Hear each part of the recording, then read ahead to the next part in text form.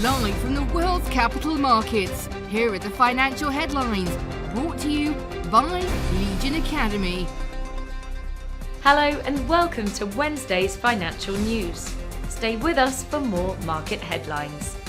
The United States and China held talks to discuss the huge challenges facing the global economy amid mounting speculation that some Trump-era tariffs could be cut to ease inflation and boost growth.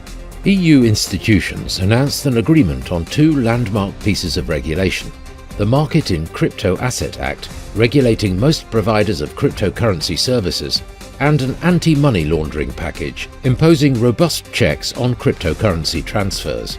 Two of Britain's most senior cabinet ministers have quit, a move that could spell the end of Prime Minister Boris Johnson's leadership after months of scandals. Treasury Chief Rishi Sunak and Health Secretary Sajid Javid resigned within minutes of each other. The Bitcoin-dollar pair fell 2.5% in the last session, after gaining as much as 1% during the session. The RSI is giving a positive signal. The gold-dollar pair dove 2.3% in the last session. The CCI indicates an oversold market. Amazon's stock rose 4.9% in the last session, after gaining as much as 5.3% during the session. The MACD is giving a positive signal.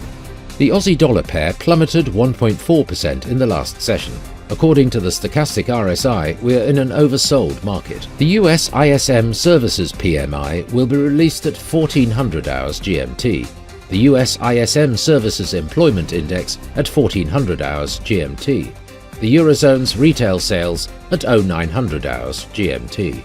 Germany's 10Y bond auction will be released at 0930 GMT. Japan's foreign bond investment at 2350 GMT.